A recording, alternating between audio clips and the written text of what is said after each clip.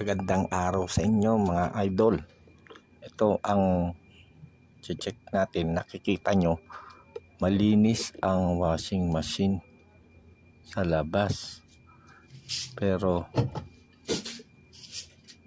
tingnan nyo, may napansin ba kayo?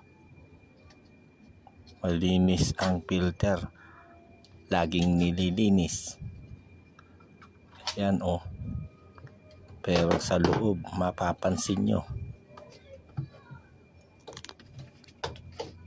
meron pa palang dapat linisin.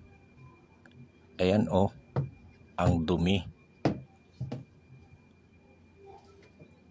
Yan mga idol.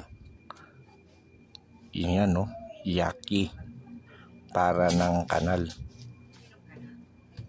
Yan minsan ang hindi napapansin sa washing machine. Kailangan nalilinis din ito. Yan ang tip ko sa inyo. Linisin nyo rin yan. Yung nasa likod ng filter. Kasi diyan naiipon ang mga dumi.